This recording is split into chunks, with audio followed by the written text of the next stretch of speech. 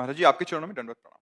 महाराज जी, आपने एकांतिक वार्तालाप में बताया था कि जब मनुष्य किसी भी ऊंचाई पर चढ़ता है तो वो बहुत कष्ट से गुजरता है। मैं रोज राधा नाम जप करता हूँ, मेरा सब कुछ राधा जी की कृपा से अच्छा चल रहा है। वो मुझे अपनी जिंदगी में थोड़ी बहुत तरक्की कर भी रहा हूँ। क्या मैं ये मानूं कि मेरा जो पुराना पुण्य है वो अब नष्ट हो रहा है, हाँ, और जो मैंने जाने अनजाने में पाप किए हैं और जो पुराने पाप हैं वो अब आगे बढ़कर आएंगे। कभी ना कभी तो मुझ पर हावी आए, होंगे? हाँ, पक्का चतुर खिलाड़ी वही है कि अगर इस समय पहलवान नीचे दबा हुआ तो इसका मतलब ये नहीं कि परास्त हो गया है। वो हिम्मत और अपने साहस को बटोर कर एक बार मुझे पछाड़ेगा। उस दिन का इंतजार करने के लिए हमें दंड बैठक लगा के पहले से तैयारी करनी होगी। तो हमको नाम जप, शास्त्र स्वाध्याय और क्षमता की तरफ दृष्टि, दुख सुख में समान भाव, लाभ हानि में समान भाव, जय पराजय में समान भाव, मान अपमान में समान भाव, ये हमारा बल है। हम क्षमता के द्वारा दुख सुख पर विजय प्राप्त करके परम सुख को प्राप्त होंगे। अभी पुण्य का क्रम चल रहा है, नहीं तो कोई कोई नाम प्रारंभ करते हैं और दुखद परिस्थितियां आने लगती हैं। तो क्या ये नाम का परिणाम है? नहीं। तो ऐसे ही नाम शुरू कर दिया, अब जो चाहो होता चला जा रहा है, तो क्या नाम का परिणाम है? नहीं। नाम का परिणाम त्रिगुणातीत होता है, मायातीत होता है, कालातीत होता है। नाम के परिणाम में भगवदानंद होता है, विषयानंद नहीं होता। विषयों की उन्नति ये तो पुण्यों से होती है। नाम माया पर विजय प्राप्त कराता है। नाम तीनों शरीरों से राग रहित करता है। नाम सच्चिदानंद भगवान को अधीन करके हृदय में प्रकाशित करता है। इस पर फूले नहीं, दुखावे तो भूले नहीं। दोनों बातें समझो। अनुकूलता आ रही, ठीक है, कोई खास बात नहीं है। दिन है तो शाम आने वाली है, रात आने वाली है, रात है तो सुबह होने वाला है। इस पर कोई खास बात नहीं है। अनुकूलता प्रतिकूलता कोई खास बात है। हमारा इस समय चिंतन क्या चल रहा है? यदि हमारा कृष्णाकार चिंतन चल रहा है तो नाचने का मन करो कि अविनाशी का चिंतन हो रहा। अब हमारा बाल बांका भी नहीं हो सकता। अगर चिंतन नहीं हो रहा कि हमारे ऊपर तो बड़ी कृपा है, जो मैं चाहता हूं होता चला जा रहा है, तो कल आप उसी कृपा सिंधु को कोसेंगे। लिख लो कागज में। क्यों? क्योंकि ये अनुकूलता प्रतिकूलता को भगवान से नहीं जोड़ा जाता। ये कर्मों का परिणाम है। भगवान से जो हम जुड़े हैं वो अनुकूलता प्रतिकूलता में समता प्रदान करेंगे। सम। भारी दुख की स्थिति में भी मुस्कुराहट में कोई फर्क नहीं, भारी सुख की स्थिति में भी कोई अहंकार नहीं। ये भजन से प्राप्त होता है। हाँ हाँ, बड़ी से बड़ी दुखद परिस्थिति नहीं, देखो इतने ऐसे ऐसे पापाचरण करने वाले सब सुख सुविधाएं। सुदामा जी महाराज है, कई कई दिन भोजन नहीं मिलता, और कृष्णाकार वृत्ति है, भगवदाकार वृत्ति है। तो क्या हम कहेंगे उनको कि उनका भजन सही नहीं था?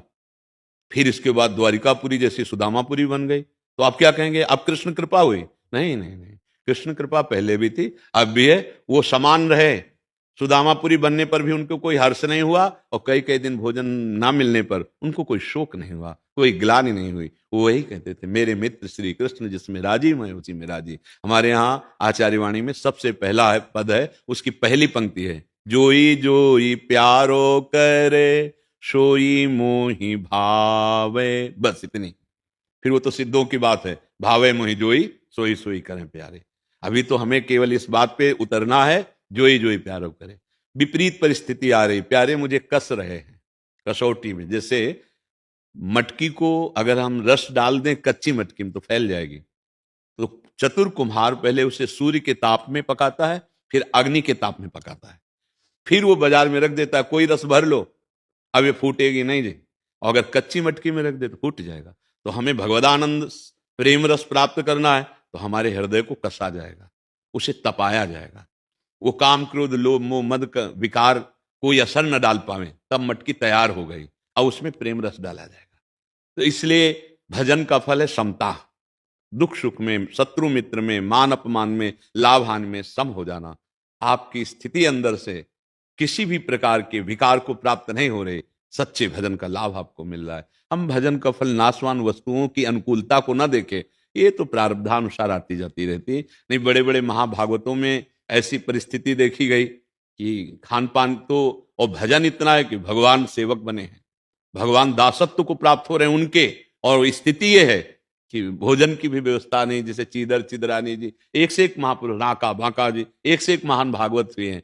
तो बच्चा, ये अनुकूलता पुण्यों से आ रही है, और अब आगे जो आने वाला है उससे लड़ने के लिए नाम का जप और बढ़ाओ, और हिम्मत रखना कभी नहीं तो फिर लोग कहने लगते हैं अब भगवान की कृपा नहीं रही, और वो भगवान से फिर विपरीत भाव सोचने लगते हैं कि इतना जब किया और ऐसी परिस्थिति आ गई।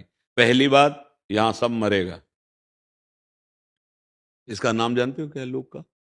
मृत्यु यहां सब मरने वाला है, एक समय है उसका।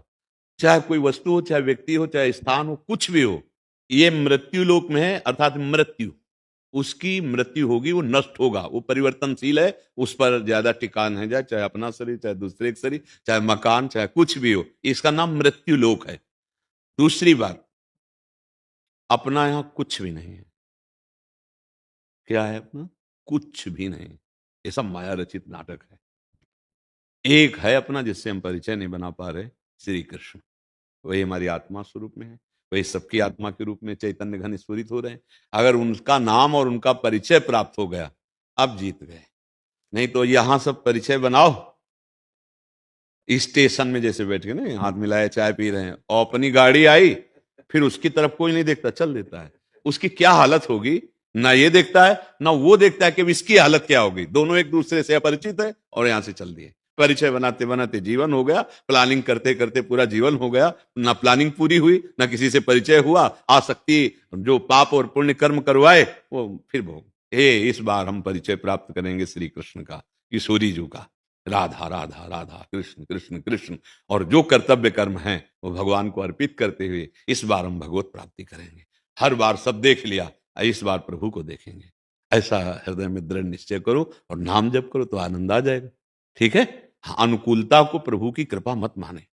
नहीं, प्रतिकूलता में फिर प्रभु की कृपा कैसे मान पाओगे? फिर लगेगा भगवान नाराज हो गए हैं। और सच्ची मानो तो अनुकूलता में दया देखो और प्रतिकूलता में कृपा देखो।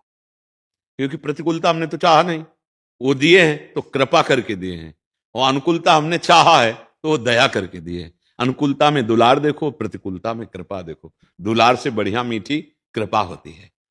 क्या हो? प्रतिकूलता में भगवान के सिवा और कोई याद नहीं आएगा अगर भगत हो तो, क्योंकि कोई है नहीं दूसरा।